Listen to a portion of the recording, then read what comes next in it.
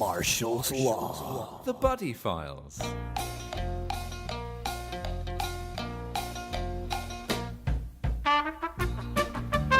Hello. Brilliant, great start. Welcome to Marshall's Law, episode 2. With me, Dan Graham, Alex Marshall. But with you, Dan Graham? Yeah. Hang on, you are Dan Graham. With me, Dan Graham, okay. Alex Marshall. Okay. And there's some other people in the room. There are. Me. That's Christopher Redmond. And me. That's Glenn Joseph. We unfortunately haven't got the copy of The Sun with us. Hang on, we've got some more people in the room. They're Oh, just okay. very quiet. We've got 2 women in the room, sitting in the corner. We're the onlookers. They're what? The onlookers. They're the onlookers. Onlooker 1 and 2. Yeah, do an impression of another woman. What, laughing? Yeah. Oh. That's a woman with a low voice. Yeah, okay. We haven't got a copy of The Sun this week, so we can't ask you brilliant questions. No. You can make them up. Okay. Chris? How would you plough a field without a plough? Oh, penknife. You sounded very confident when you said that. Like you'd thought about that before. Well, I hadn't. Oh, okay. Well, What was that Diedre thing we saw we didn't use the other day? Penis is ruining sex life or something like that, wasn't it? Mr. Penis. Mr. It was Penis. something like Mr. Penis. Unless that's someone's name. No. If your name was Mr. Penis, would you change it? It said maybe it said Mr. Penis ruins sex life. by the way, if you are called Mr. Penis, please do email him. Yeah, exactly. Yeah. If you were born Alex Penis, would you change your name? Yes. Alex isn't nice, is it? Do I have to bleep penis? No. You don't have to bleep anything. You You just put explicit. So you would change your name If what? from Alex Penis to what? David Penis. That's it. You should make your initials DP. Yeah, your initials would be DP then. That's like BJ, isn't it? Well, it's like DP. Well, yeah. Yeah. I'm not sure which one's worse. I'm not sure. Marshall's Law. The Buddy Files. We're looking today at the sports stories of the week, and probably the biggest story, if you take away all the Champions League scores, which we'll get to later, is Ronaldo, not the winky one. That's not racist. What a winker. Ronaldo, the famous 1998 I had a fit before the World Cup final one, has retired.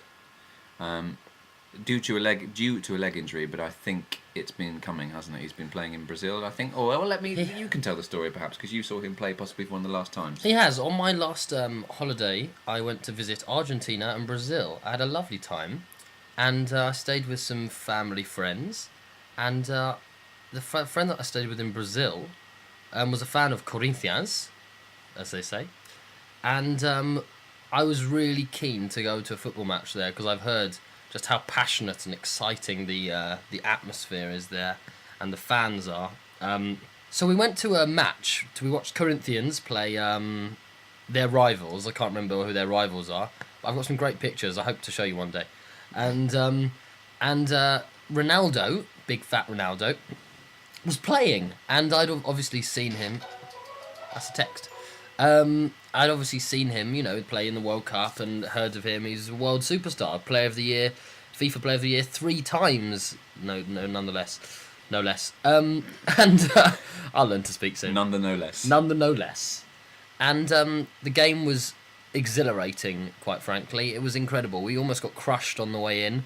I essentially got raped by 3 very large, sweaty men. That can't be exhilarating in a good way, though, can it, really? Well, it was sort of exhilarating because it never happened before. Yeah, but you wouldn't say that about murder. You've been murdered before, but if it happens, it'll be exhilarating. Yeah, but you can survive rape. You can't survive murder. Right, Anyway. how's this got from Ronaldo to rape? Because on the way in we were queuing and I I got crushed, literally crushed. Like in Miss Saigon, the scenes in Miss Saigon, when the people are waiting to be saved by the helicopter and they're being crushed against the barrier, that was me waiting to go into this football match. So anyway, we got in, and it was literally breathtaking. The chanting there, it was everything I'd hoped for and more. Do you think he'll leave a good legacy? Be remembered in a good way? Yeah. He will in my mind.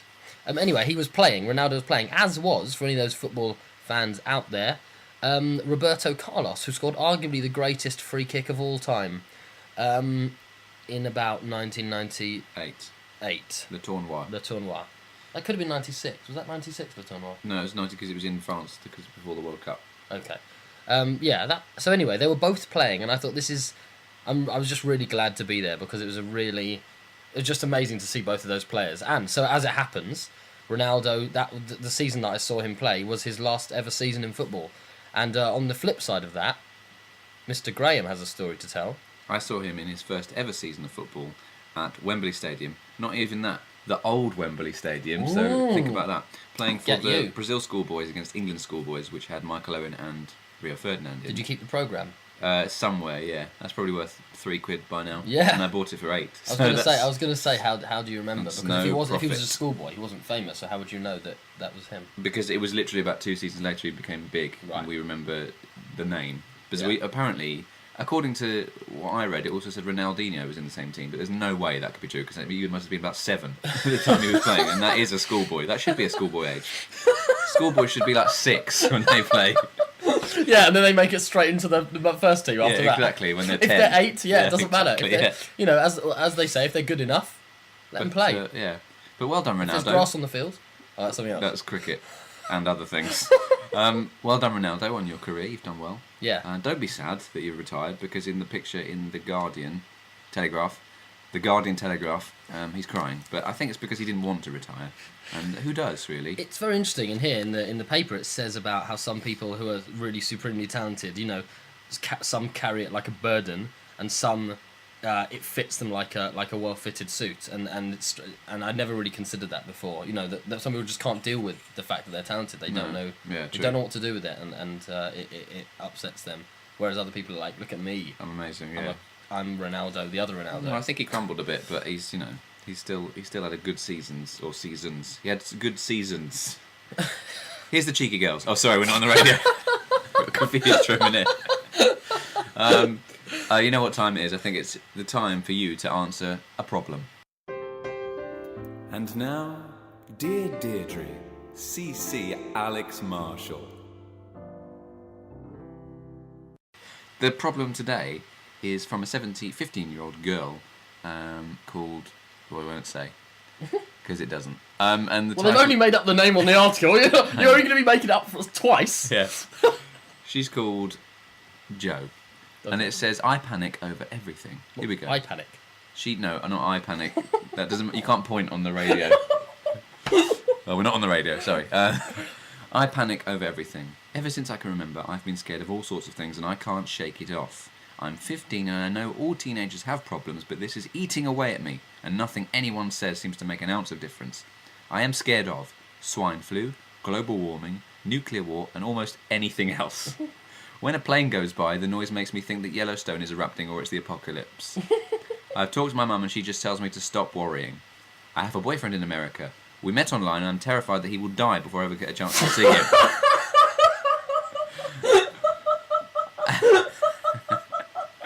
Sorry.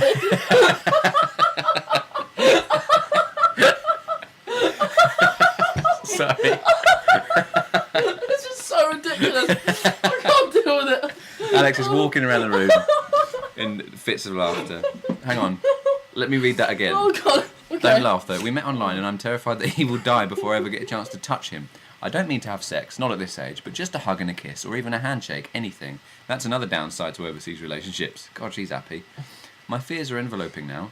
I know people will think I'm just paranoid, but I think I'm just justified in worrying about those I love. Your advice, please, Mr. Alex Marshall. Bear in mind you've just laughed at her already. Well, I think the first thing is, it's best not to have long-distance relationships, whether you've had sex with them or not. Long-distance relationships, traditionally, don't work. About 2% of them do work. Congratulations, that 2%. But you're not in that 2%. I think that's probably about 2% of her problem. Well, I'm dealing with the problems as slowly. Okay, sorry. As for the rest of the problems, I think you need to find yourself a hobby, love. I suggest something where you walk around and breathe in the air, like a good round of golf. I like golf. I'm up for a round of golf with you. She's only 15. All right. It might seem wrong. Golf isn't illegal. You. Sorry. Did you just laugh what I laughed at? That underneath there's an advert for Deal or No Deal and just said, what's in your box? You can't get distracted, Dan. Sorry. I'm giving you serious advice. Okay. Go on. Where was I? Keep going. Oh yeah, you need to find something to calm yourself down, love. As I suggested, golf. I also find, but I'm